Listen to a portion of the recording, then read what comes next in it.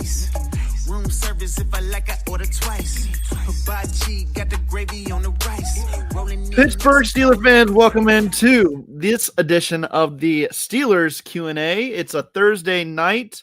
The Pittsburgh Steelers play in just a couple days on Saturday after the wacky Week 18 schedule was released, and we are subjected once again to non-Sunday Steeler action. It's okay. Hopefully the Steelers make better use of it than they have the last 3 times that they have attempted to play football games. And here to discuss it all with me tonight is Corey Eckenroth. Corey, welcome back. It has been so long since you've been on this show. Not really. It's been a couple weeks. We appreciate you coming on again.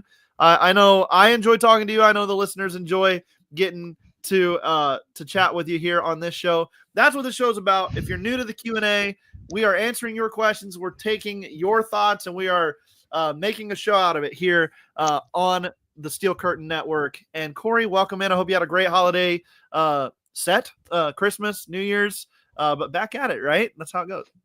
Absolutely. Christmas, and then my birthday sandwich in there on the 30th, and then New Year's, and then back to the grind after the first. So here we are talking about the Steelers again, talking about the Steelers and their backs against the wall and what they're going to do after a 3-game skid and how they're going to right the ship before they get to the playoffs here. What do you think, Jeremy? Yeah. Oh, man.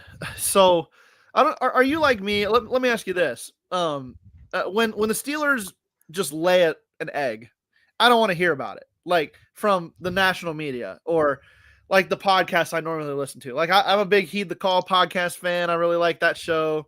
The NFL, around the NFL guys that moved over there. I still listen to Greg Rosenthal on the NFL, whichever one he's doing now.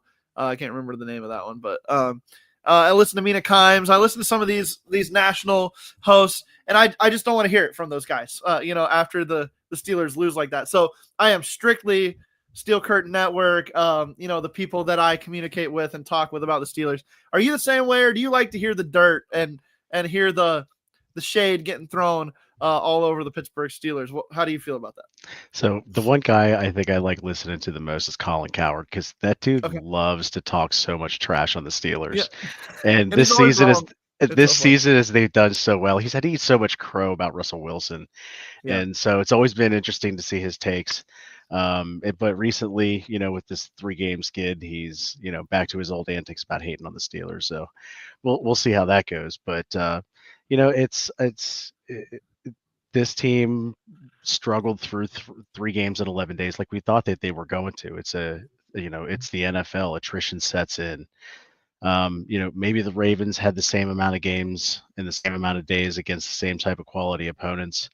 But this team, isn't the same. It isn't built the same, not yet. This team really is in a rebuild. A lot of people really don't remember that. This team didn't have the same quarterback last year. Yeah. We're working with 2 brand new quarterbacks, and we're already in the first round of the playoffs with a game to spare. Like, who'd have thought that was going to happen at the beginning of this season? Playoffs were an aspiration, but in the reality, that's a lot of people thought that's where the ceiling for this team was going to be. And here we are talking about not only getting into the playoffs, but can they play well enough to get to the second round and win? Yeah, I know a lot of people set their expectations as like, okay, we need a playoff win out of Mike Tomlin this year. You think that the team gets better at quarterback, you get better at some key positions on defense like linebacker, get better on the offensive line. And a lot of people were sitting back thinking, well, maybe they can match what they did last year or even do a little bit better. But you're right. It is a rebuild of sorts. It's a very Steelers rebuild. It's a very Mike Tomlin rebuild where you're winning in the process, and maybe are you hurting yourself to do it faster, maybe by winning, maybe, but you're at least still competitive and you're at least still winning. And you've kept a positive attitude throughout the whole time that the Steelers have been losing here. And just listen to what you say on Slack channel and everything. It's very true that for many the expectation also was that they're going to stink and that they don't know what they're doing yet. And Mike Tomlin's not good enough to get them anywhere. So we're seeing kind of the middle ground hit again. And I think that's what's more frustrating than anything. I think, Felicia Ballard here says, I'm the same way. Steelers lose. Let's get past it. Doesn't like to get in on all the podcasts and everything. So I feel you there, Felicia. That is exactly how I feel. But yeah, I do like to hear when things are going well for the Steelers. I do like to tune in, and I like to hear the national people eating crow a little bit on that. It's a lot of fun. So we have our first question from Danny Owens Jr. Can the Steelers turn the season around for the playoffs? And part of the discussion that you've been having, right, is that, okay, wait. If this had been spread out over the course of the season and the Steelers were 10-6 going into the final week of the year, but these three losses that we've just had didn't happen back to back to back, right?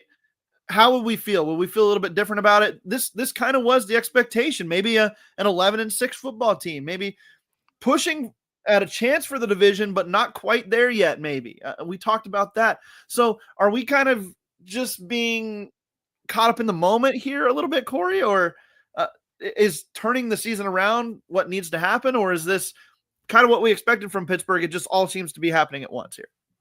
Well, I think if we take a step back and look at what the expectations were at the beginning of the season, I think the range of that, what the basement of that compared to what the ceiling was, when you talk about the basement of that, I think it was DraftKings had the Steelers win total at 8.5, and I know that there was a bunch of us that hit the over on that because we were pretty sure the Steelers were going to hit that. So everybody was thinking, okay, 8.5 is the basement, maybe getting into the playoffs. But then what was the ceiling when you're talking about the same team? And we were thinking, well, can they make some noise? Can they win the division? And throughout the season, they started stacking wins, as Tomlin likes to put it, and they started stacking more wins. And then they started stacking more wins. And then they started stacking more wins. And they were really methodical about the pace and the Steelers' way of play that they had in running the ball, creating turnovers, playing solid defense. And it was a great formula. And then they got to the back end of the season. And everybody knew at the beginning of the season that the back end of the season, that was going to be where the problems were going to be, where we're going to see who this team really was. And attrition really started to set in. So this team, as for a lack of a better term, as Denny Green would say, they are who they thought they were. The Steelers are who we thought they were. And they really are a good team. I think that they are a playoff worthy team. And I think that if they play the Steelers brand of football that they played throughout the first half of the season, they can definitely make some noise in the playoffs. So I like what they're doing. I just think that I think that they're playing the Bengals at the right time, to be honest with you, because playing the Bengals and their defense gives their offense a chance to really run some concepts and get them nailed down and hit the fundamentals right before you're going into the playoffs. Same with the defense. You're playing a good offense. You want to kind of nail those concepts down right before you're getting into the playoffs, and you're playing those elite offenses right before you're getting into that stretch of games heading into the Super Bowl. Yeah. I think the biggest problem, and I feel it too from Steeler Nation, is that you just got buzzsawed over the last 3 weeks. It wasn't even competitive. It was a laydown effort against Kansas City. Mike Tomlin was not playing to win that game after a certain point, or not coaching to win that game, I should say. The Ravens game, I thought they fought hard. I just think that game in reality came down to 2 plays, right? It came down to the fumble by Najee when they were driving, and then a pick six. The pick six, and yeah. Otherwise, the point spread is not nearly as bad as it is. You might even have a chance to win that game late. I mean, you really might. Yeah. So you feel a little bit better when you take a step back from Ravens week and say, okay, that one I can give you. Chiefs, no excuses. That was you just got beat down by a better team. Outcoached. Yeah, outcoached, outplayed, Yep. Out-schemed, stuff that we get onto this coaching staff about all the time. And then you flip the script back to Eagles week, right? And you lost in convincing fashion, but in a different way. In that one, you just got pummeled. You just got beat up. So the Steelers throughout the first half of the season were like, oh, look, they're showing us that they can win in multiple ways.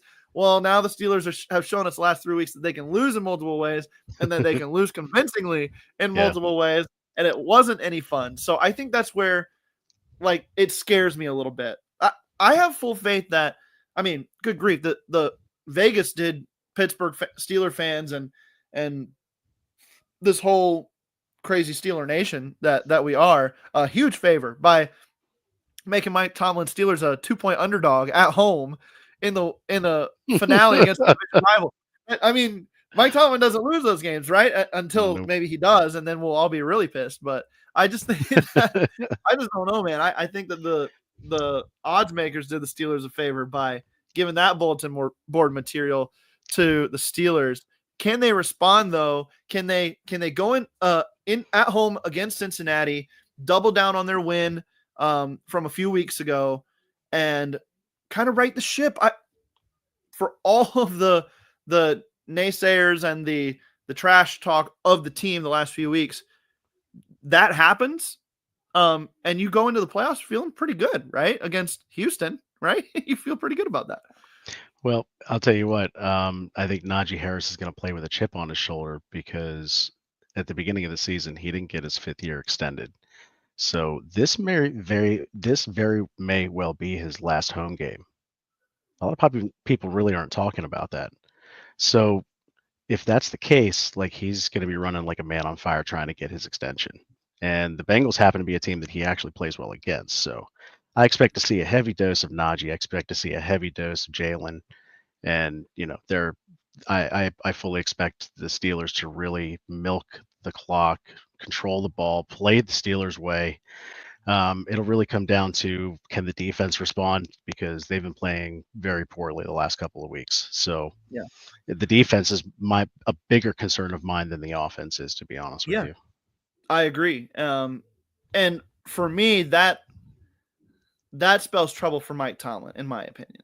And you get why the Steelers fan base is so frustrated with him sometimes too, because the defense is his baby. He's a defensive head coach. And it's been the thing that has let them down in the playoffs since in the years that they've made it.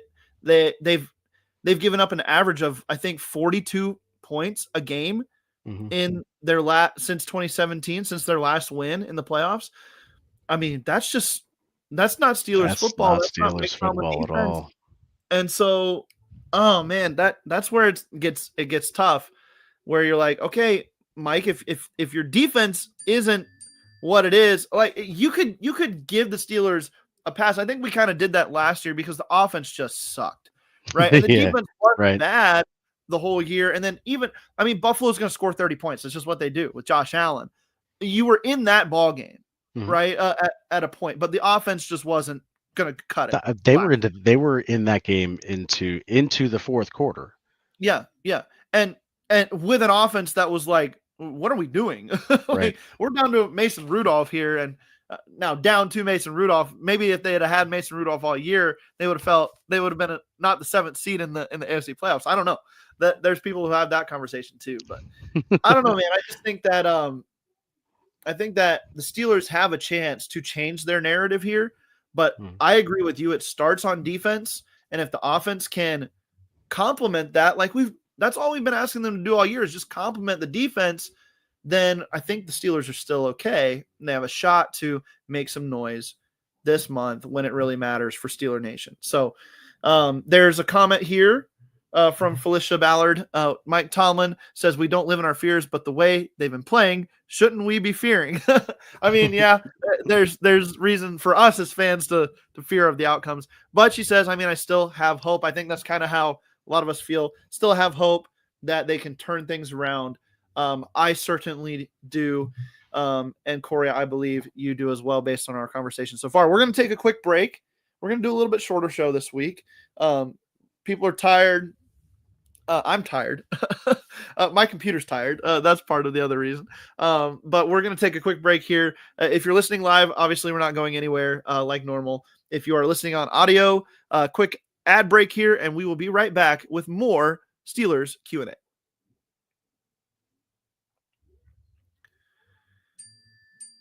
And welcome back to the Steelers Q&A. My name is Jeremy Betts, and I am joined by Corey Eckenroth, and we are talking about the Steelers' chances, about where they sit here going into Week 18 against the Cincinnati Bengals. And I think the first half of the show, kind of just the overall talking point was that there's still hope for this team.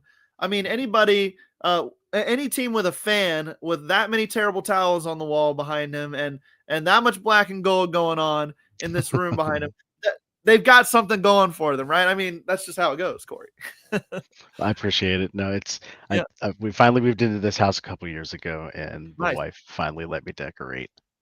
Hey, I'm about to get. So we're remodeling our house. Okay, so I'm like working out of a bedroom right now. All right. And That's how it started for me. right.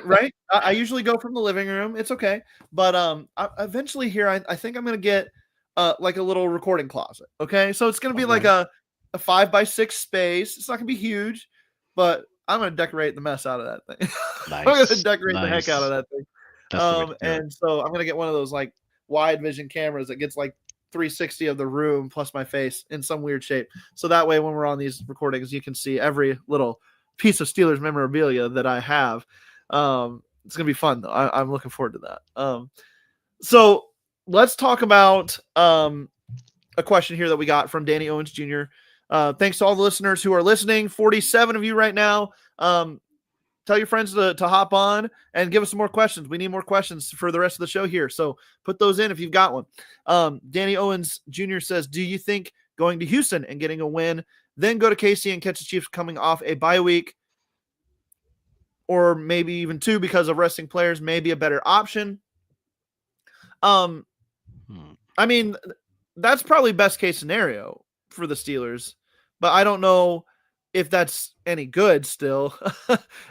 Chiefs off a bye isn't like, or Chiefs off of a 2-game break isn't like getting somebody else. You know, that's a team that knows how to game plan for people, and that could spell trouble. Get healthy. Chris Jones didn't even play this last game against the Pittsburgh Steelers. He's probably going to be back healthy if they were to meet and get in the playoffs. So and that spells trouble for me. Either way you slice it, but going to Houston sounds pretty good overall. What say you?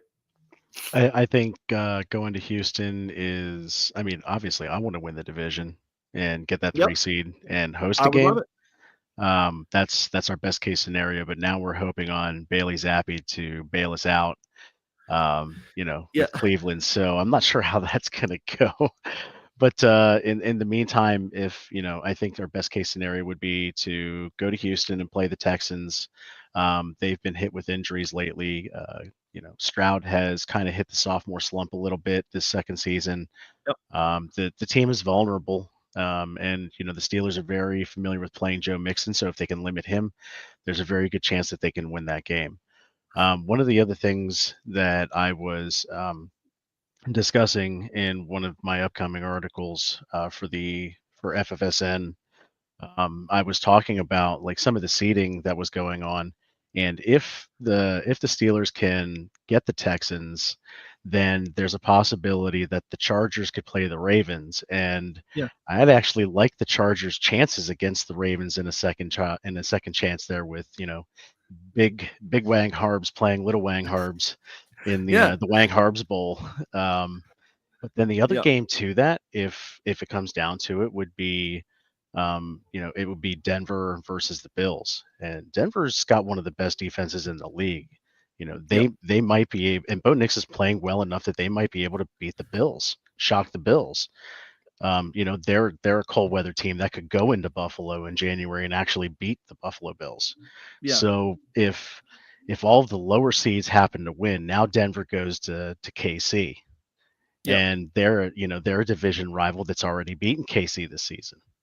So it really gets interesting with the seeding in that scenario. If the Steelers play the Texans and all of the other seeds that come with it, those other matchups are actually very interesting in what could end up playing down the road. Yeah. Let me throw this scenario out at you. Okay. So what if the best way to do this is for the Steelers to lose to the Bengals this week?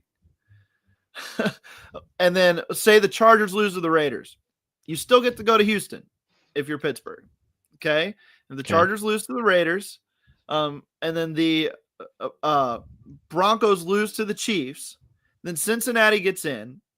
Cincinnati can go to Buffalo and take out Buffalo. The Chargers can still be the 6th seed and go play the Ravens and either take out the Ravens or even if they lose to the Ravens, the Steelers still go to Houston. You beat Houston. The worst case scenario is that you're going to Baltimore. And I don't hate that if I'm Pittsburgh. And then Kansas City gets to host the Bengals, their nemesis, and you might get to go Houston, Baltimore, Cincinnati, all the way to the Super Bowl. That sounds like a plan to me, Corey. Oh my word. I think you're putting a lot of hope in the Cincinnati defense, and the same Cincinnati defense we're about to roll all over this weekend. Well, at least I hope. But I'm not putting any hope in them. I am not at all. I'm just not putting all my faith in the Steelers either. And I'm not putting any hope on the Raiders to beat a Chargers team that is playing really hot right now. So yeah, that's not going to happen. And then I don't think Denver's going to lose to Kansas City and the fighting Carson Wentz's. So we'll see how that goes. But I don't think that's happening. But just a fun scenario there. Okay, good question there and great conversation. So Dennis Pavlak, the Quad Father, says, who says the Chargers don't beat the Ravens? Then off to Buffalo, most likely. What happens then? I don't like going to Buffalo either if I'm Pittsburgh, but I mean, if you beat Houston or Baltimore, you're gonna go to Buffalo or Kansas City, probably one or the other. So pick your poison there. That's just a rough situation. But who would you rather play? Would you rather play Buffalo or would you rather play Kansas City? What would you say? Honestly, I think that I'd rather play Buffalo. I think that the Steelers do match up better between the two, between Kansas City and Buffalo. I think the Steelers match up better with Buffalo. The Pittsburgh secondary this year, especially with Jalen Elliott, is really different than it's been in years past, and I think that it would be able to contain the receivers that Buffalo has a lot better this year than they would have in years past. And in the way that they're playing, they would also be able to contain Josh Allen's running ability because they have familiarity with Lamar Jackson in the division. So I feel like this year would be different with the defense that they have in playing the Buffalo Bills. Whereas we have already seen when they play KC, it's a matter of coaching, it's a matter of scheming, it's a matter of talent, it's a matter of being outclassed and outplayed. Yeah. So I would much rather play the Bills. Yeah, I mean, I get the conversation there. I don't want to face Mahomes again. I don't want to face Andy Reid again if I don't have to. So I'm probably going to agree with you. The Steelers have the star power on defense to, kind of put the clamps on Josh Allen if they play their best on the defensive side of the ball. And then Josh Allen is that offense. So if you can slow him down enough, the Buffalo Bills defense doesn't scare you. I don't think the Steelers could put up a fight on offense. So yeah, it makes sense that you would rather go to Buffalo than Kansas City. So I would kind of fall in line with that. One thing that Dennis points out that I forgot about, if Cincinnati wins and Kansas City beats Denver, then they would still need Miami to lose to the Jets to get in, because Miami has a tiebreaker over Cincinnati if they both win and Denver loses again. So yeah, that doesn't feel. I mean, that feels like it's maybe the most likely of the outcomes is the Jets beat the Dolphins. I don't think the Raiders are beating the Chargers. I don't think Denver's losing to Kansas City. But I mean, stranger things have happened, right? We'll see. I don't know if the Raiders or the Jets, either team's beating anybody anytime soon. That's true. I mean, who knows? These division games, you never know, right? You never know. That's we can true. tell ourselves that. Not all division games are like the AFC North, where it seems like they all have each other's number at one point or another. So yeah, we'll see. Yeah. All right. See. Did you see this, Corey? Raymond Helgert says, did anyone else watch the video where Big Ben put his helmet and pads on to play catch with his kids? Tear up a little bit. Amazing memories. Man, I miss prime Ben Roethlisberger more than anybody can know. I really do. And I know the Steelers didn't win a Super Bowl in his prime era either necessarily, but man, were they fun to watch. Man, was he fun to watch. And it's, I don't know about you. We talked about this, I think, a few weeks ago. Did you ever just put on Big Ben highlights and just sit back and watch? I know I do sometimes.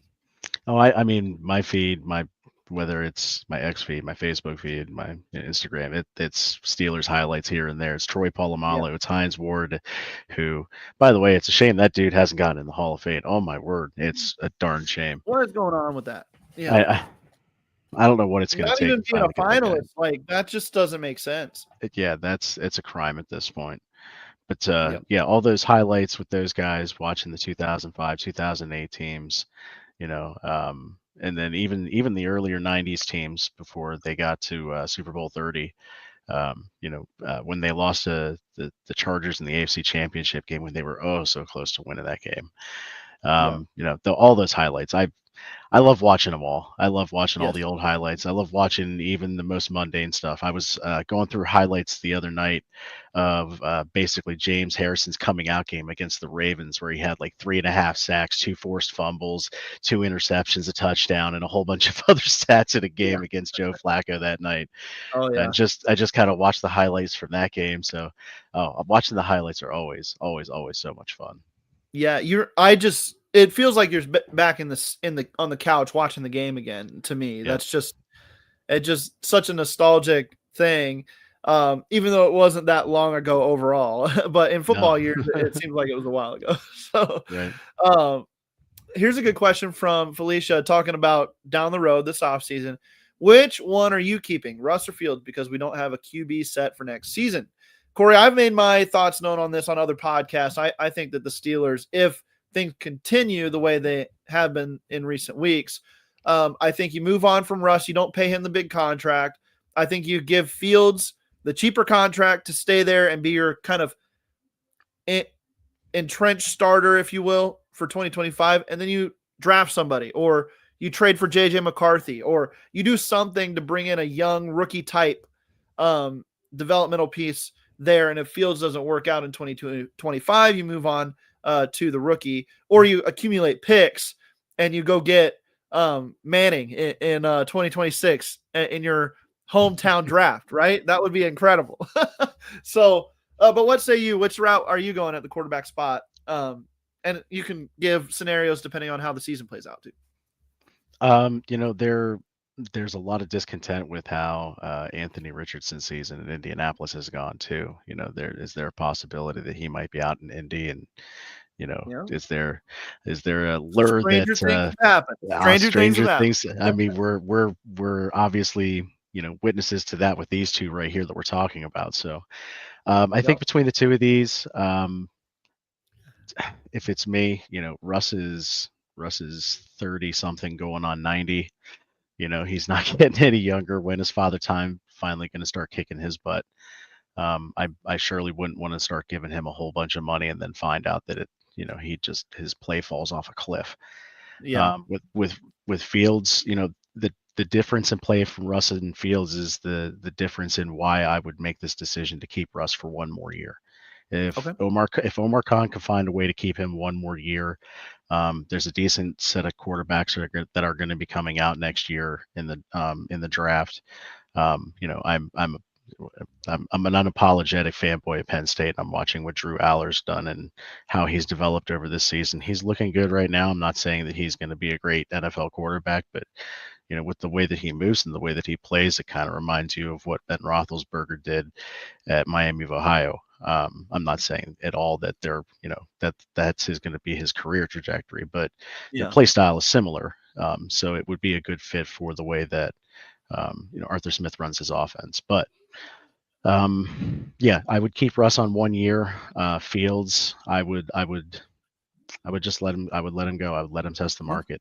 And, we've got a whole lot of free agents coming up this year that we're going to have to look at paying. Both Najee and Jalen are going to be free agents, and big decisions are going to have to be made there.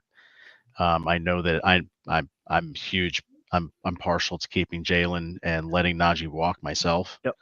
I think that's what needs to happen there with just the production that Najee's had. I appreciate everything that he's done with the early part of his career in shouldering, the first part of the rebuild that happened over the last couple of years. But it's time to move on and time to find another piece that can move this team forward towards another championship. Yeah, I mean, there's valid arguments for both directions. I think if you want to go younger, you go Fields and just see what that works out like. If Russ is willing to take a 2-year deal or something with an easy out after next year, if it doesn't work out, $35 million or something like that, I'd be down with that, I guess, as a bridge type situation until the future year. That makes sense too. So I think the thing to keep in mind with it all is that Mike Tomlin's not going to just lay it all down 2025. They're not going to not spend any money on free agents. They're not going to ride with Kyle Allen at quarterback and just tank the season, right? They're going to chase a championship. Whether they're ready for it or not, that's what they're going to try to do. And so that's why I'm like, what do you have to do maybe to accumulate some picks for 2026? Could you trade a guy could you trade a Minka Fitzpatrick? I mean, let's talk about it. Could you trade a Minka Fitzpatrick? Could you trade an Alex Highsmith? Could you trade a George Pickens and accumulate some picks to go get a quarterback? Because until the Steelers have quarterback figured out, the rest is just a side story in their quest for another championship, in my opinion. But we shall see. When you talk about Najee Harris, here's a good question from Raymond Helgert. We've all been watching college football playoff. How do we feel about Cam Scatterbo as Najee's eventual replacement? I loved watching him put that elite Texas defense in a blender. He was fun to watch. He really was. That was impressive. But it was impressive. I'm not worried about running back. As long as you bring like Jalen Warren back and you can fill in a piece, I'm not going out of my way to go get a guy like Scatterbo. I don't know. He's a good football player more than a great athlete, I think. We need some explosiveness back in the backfield. And I'm not saying he's not explosive. I just don't know if he's got that elite explosiveness. We're going to see in the draft lead up how he tests and everything. But I don't know. I'm not sold on it. Maybe it's just because it's my first exposure to him over the college football playoff here. Didn't watch him that much over the course of the season, but I'm just not sure about that. But I don't know if you're familiar with Scatterbo or what your thought process would be on this. I mean, if Ashton Jonty hadn't, gone on the run that he had this year, we'd have been talking about Cam Scatterbo as a Heisman. He was considered for Heisman, but not nearly as much because of Jonty, but he should have, because Jonty was just that much better than him this year in terms of his overall production as a runner. I mean, you saw in the game, like Scatterbo had over 100 yards rushing, had almost 100 yards receiving as well. So this guy is as dynamic as they come. And it really does come down to, can he get the production at the next level? Is that explosiveness going to, be a difference maker for him? And that's the thing with running backs, is that you never really can tell, or any player really, you never really can tell if the speed translates until you get there, And it's the same with quarterbacks. Can a quarterback process at an NFL level and the speed, and et cetera, et cetera? And that's just what it is. So until these players get there, and with the way that the running back position has been devalued, I don't see that the Steelers picking one in an early round this year. So I just don't see Scatterbo really being on their radar unless he somehow falls to the later rounds for some reason. Yeah. That would have to be like a turn of day 2 to day 3 type situation for Pittsburgh. Sitting there on because the they're going board, to focus on like this comment here from SC, too many holes on the O-line, D-line, secondary. They're going to focus on D-line and secondary above running back this year. I think pretty easily. And maybe they go after a quarterback, and wide receiver is going to be in play obviously as well. So here's my question. My big question, because I've been saying this throughout the year at points. And then, much to my disdain, Andrew Filipponi picked it up too, and he started saying it. I don't know if he's just reading my stuff or what. You never know. But I kept saying, what if the Steelers should have drafted Brian Thomas Jr.? What if the Steelers had drafted Brian Thomas Jr.? That's my big what if of the year. And I know Fautanu looked very promising, didn't play this year. I'm sure he's going to be a great tackle for the Steelers. But, I mean, Brian Thomas Jr. he's been the best rookie receiver in the league. He's just been that good. So I don't know, man. I just have an idea that this guy could have elevated this team and given them exactly what they needed on offense opposite George Pickens. But what say you? Did they make a mistake missing out on Brian Thomas Jr., or did they make the right choice in the end going with Fautanu? I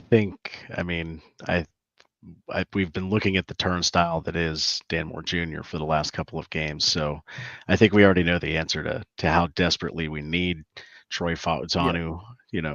So I think that Fautanu is going to prove to be the better choice in the end. At least I hope. And then Brojo's gotta start developing more. I think that's one question mark that's got to get solved in this next year. We knew he was going to take time to develop. We've got to start seeing that. We got to start seeing it come together next year for him. There might be discussion with the way that the team's played over the last couple of weeks about Pat Meyer or possibly or Terrell Austin getting some heat under their seats. So, if that continues to trend that way, are they going to have a new coach that can develop them? And, what's that going to mean for the rest of the team? Yeah, very true. Very true. I just live in my feelings on that one a little bit because, Brian Thomas Jr., I was higher on. You were hyping it. You were hyping it all pre-draft. I was higher on him for the Steelers than I was maybe for most other teams. I thought he fit what the Steelers wanted to do, pushing the ball down the field. And we had all the concerns about George Pickens' attitude and everything too. But Raymond says we can't say Thomas Jr. was a miss when we don't know yet how Roman pans out. I mean, he hasn't helped them this year. So that was just kind of my argument. Like, are the Steelers a better team in 2024 if they've had Brian Thomas Jr. on their roster all year than Troy Fautanu?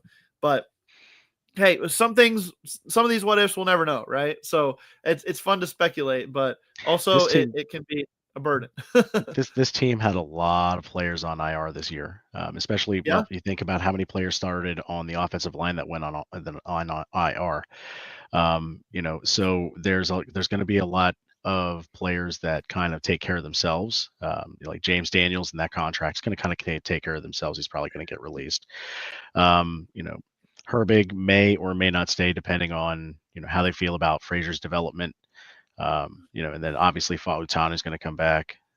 Other players as well that were on IR. Roman Wilson hasn't played it down yet this year. So it's going to be exciting to see how they can get back in the fold next year, and it's going to feel like we're going to have extra draft picks with them coming back, plus the draft picks we're actually going to have. So it's almost going to be like a glut of new players that we have. Some are actually going to have experience too because they just haven't played. Yeah. Yeah, I mean, you can find ways to get me excited about 2026 already, and 2025 is not, or I'm sorry, 2025 and 2024 season's not even over yet. So we'll get into a lot of that this offseason, and Corey, we'll have to have you on for some draft talk and free agency talk throughout the process because we're I think we have good ideas that bounce off each other really well in that regard. So it's gonna be fun to do. We're going to go ahead and close out this one for tonight. Corey, I appreciate you hopping on with me, man. My computer's about to die. I have no way to charge it right now. So having some issues with that. So we're going to sign off here, but Corey, any final thoughts? I know you were talking about an article coming up. Anything you want to plug before we call it a night? Yep. I do have my Between the Lines article that Dave Schofield and Jeff Hartman and I all contribute to for some of our parlays that we have for Steelers betting. We've also got the Steelers Steel Curtain Network staff picks article that we all contribute to as well. It's going to be coming out soon. And, obviously Steelers are coming up with an important game right here. They got to get this win. Backs are against the wall. This is exactly the type of game that Tom likes to win. With backs are against the wall, he's a master motivator. It's what he's known for. This is it. Let's see what he's got. Let's see what he's got. Let's see what this team's got down the stretch. Thank you, Corey. Thank you to all the listeners. Thank you for your input, your questions. Can't do this show without you. So tell your friends, come back next week, and we'll have another great show for you on the Steelers Q&A. Be sure to stay tuned to the Steel Curtain Network and Fans First Sports for all of your Steelers news and notes and NFL news and notes as the playoffs hit us full force after this week. For Corey Eckenroth, I'm Jeremy Betts. We'll talk to you next time on the Q&A. Thanks, y'all.